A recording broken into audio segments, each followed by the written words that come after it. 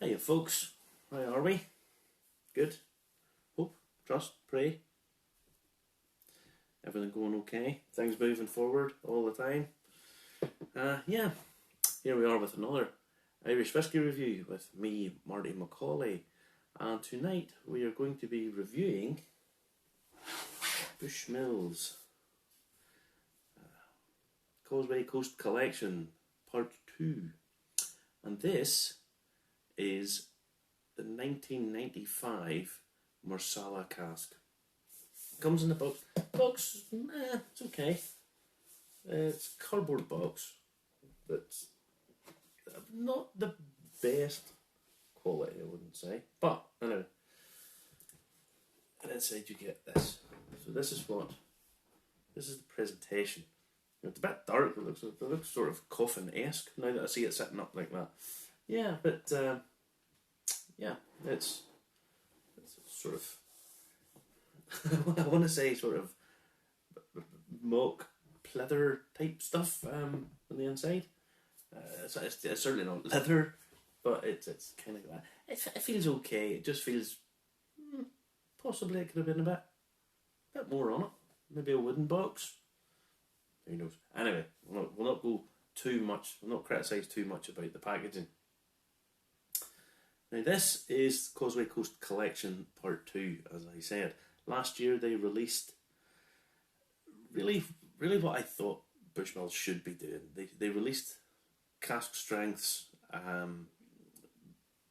limited edition, picked selected casks to release out. We all know that Bushmills have just fabulous stuff. You only have to taste the top end offerings 1621. They are fantastic. You also have to take into account they need something to produce Black Bush, which is fantastic, just amazing bottling for the price of it.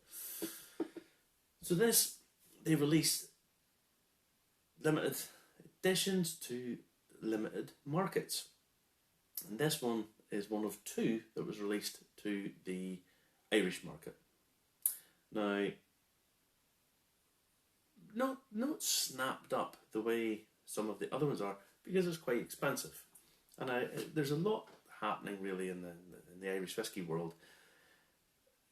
There's an awful lot of noise being made about people collecting stuff, buying stuff, etc., etc. And one does wonder how much of it is being drank these days. There's lots of bottles going out, and then you see them being flipped over on auction sites, and some of them not doing too well. Last year's Causeway collection went up and down depending on what bottle it was. Some of them shot up and then dropped down and then levelled up again. But you can go to the Whiskey Companion, our friend Carl from the show who does his Whiskey Companion, and find out more about what the prices and valuations and the secondary markets do.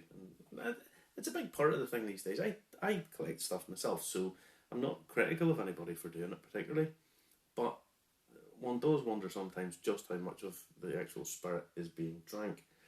I bought this bottle. This isn't cheap, but I bought this because I bought it because of I've been getting back doing work and some money coming in and things going on, moving and stuff happening, and so yeah, I bought it. I had it for a few days and basically thought this is too good not to open. I got a miniature sample from Bushmills as a taste. I was there for the product launch, and I had tasted it, and so I knew how good it is. And well, now there's a little bit of a caveat to this.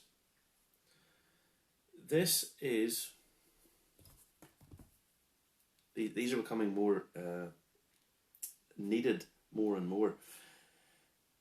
This liquid was distilled on the 22nd of the 11th, 1995, and it was recast in 24th of the 3rd, 2016, and bottled in 2021.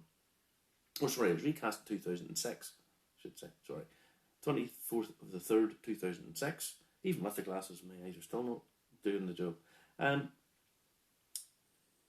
this was distilled more or less around the same time as Helen Mulholland joined the company.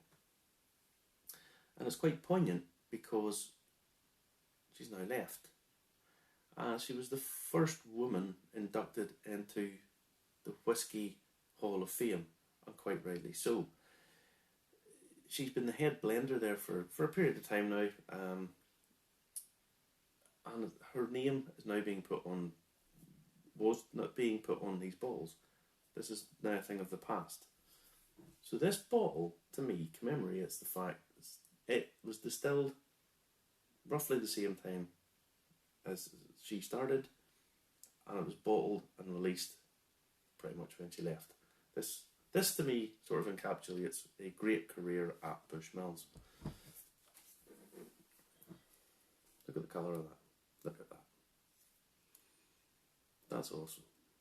Now, when you flick that around in the glass and you get to see the legs, and sometimes people get the legs thing a bit funny,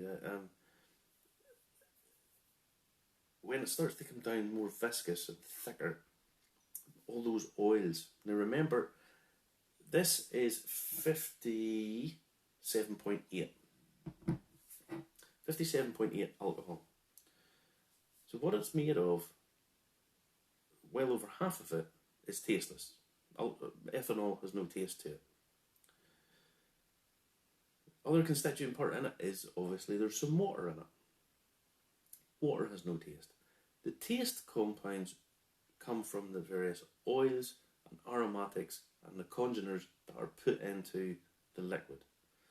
Some we taste very quickly at parts per billion, others a bit heavier, a bit lighter, that take not as much, maybe parts per thousand, parts per million, but some of them are parts per billion.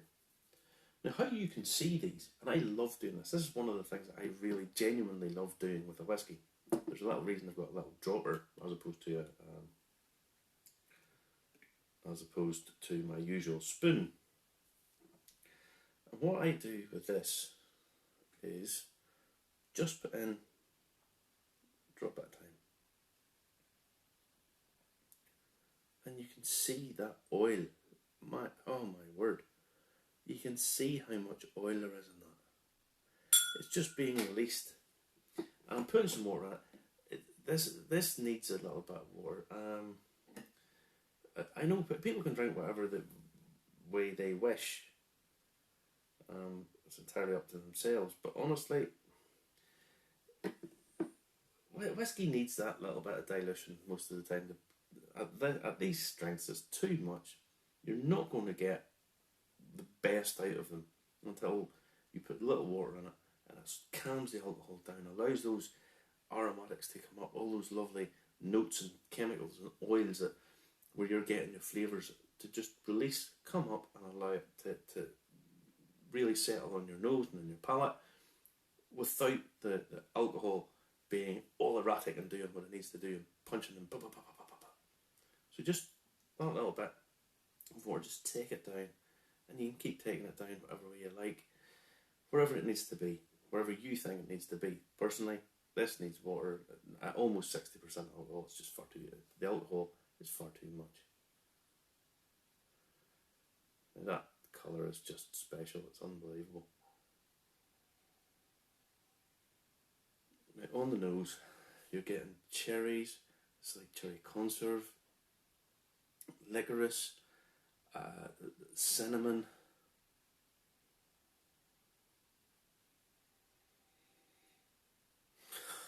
dark toffee, very rich notes, Christmas cake.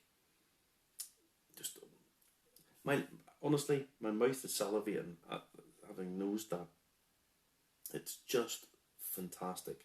The nose of it is great. It really is great.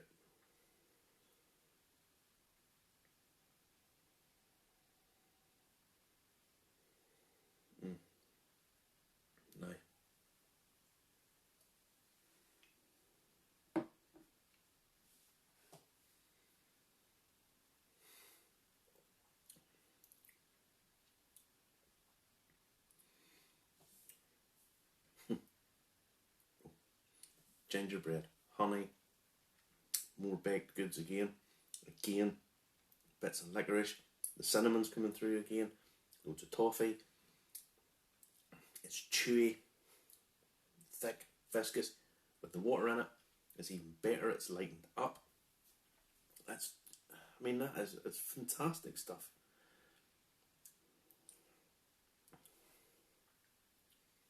The finish coming through, cinnamon, that coffee cream, dark chocolate, gingerbread, more spice, different spices, gingerbread, cinnamon, hints of nutmeg, just boom, boom, boom, boom, boom, boom. This is lovely. I mean, it genuinely is lovely. It is pricey, and I totally agree. I totally understand people who say, I would never spend that on whiskey, and they're perfectly entitled to do this. This is obviously up to yourself, but this is a fantastic whiskey. It's got everything going for it. We put a bit more water in this, and even after all of that water I've put in that, all those oils, you can still see that oil when the water hits it, just that mixing of the water. There's a bit of red apple just appeared in this.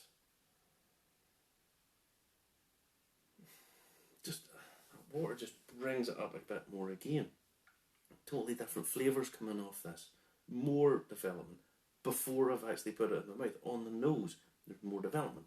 There's the toffee notes are still there, everything, but there's other stuff coming into play. There's a little bit more freshness to it. There's a couple of interesting notes that maybe just only come with whatever amount of water I've just put in there. I know if I put more water in it, it's going to do more things. I can work with this, I can play with it, I can move it along, take it to do things that each and every glass I have out of this can be a little bit different on the palate.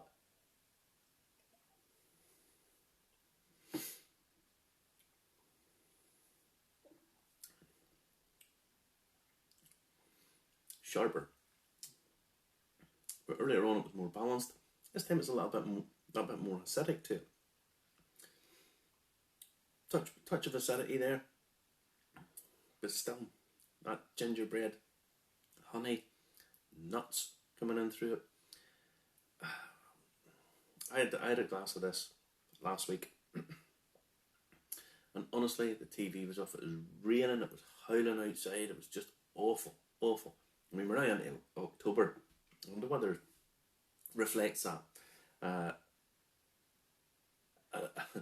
An Irish October, the weather's not necessarily all that good. Normally there's a lot of rain about. But this is a Sicilian Marsala cask, and when I was drinking this, honestly, I could have been lifted and placed on the south coast of Sicily and thoroughly been warmed all the way through. The finish on this is just sensational. It just goes on and on and on. And I could give you this and that and that and that. But it'd just be repetitive, really, because at the ABV that it's at, you're putting more water into it, and each time you put more water into it, it changes the characteristics slightly, it differs, it moves it about. So you could wax lyrical for ages about what all of this is doing, but it's a fantastic whiskey, and it marks basically an entire career of a woman who, in many ways, isn't as well known as she should be in the whiskey world. I think possibly because she doesn't tend to do an awful lot of interviews and that kind of thing. She just sort of got on with her work and done what she wanted to do. But maybe sometimes she was hampered by that, by whoever it was in charge at the time. But to see her name on the bottle, on the box, and this spirit essentially roughly marking the same time that she stayed with Bushmills, I'll just say congratulations. Hope whatever it is she ends up doing, more power to her. because this is a great testament to a great career. And I thank her and I thank Bushmills for bringing this out. Honestly, get yourself a glass of this, get yourself a bottle, get yourself a glass, and you can celebrate a fantastic career. I wrote an article that said when you retire normally, the person retiring gets a gold watch. Well, I think Helen Mulholland gave us a golden goodbye of her own. So thanks very much. Do tune in to Irish Whiskey Review with me and Justin, Saturday night, 10 p.m, live every Saturday. Listening, we've got a podcast now, and we've got all that stuff that Justin really likes. So go and have a look at that for us. And don't forget to hit the subscribe button. Costs nothing. All it does means when I post up one of these videos, or Justin posts up a video, you get a little ping just to remind you that it's there. It's important that you do, guys. If you could do that for me, please. Other than that, take care. Slàinte. Take care. Bye-bye.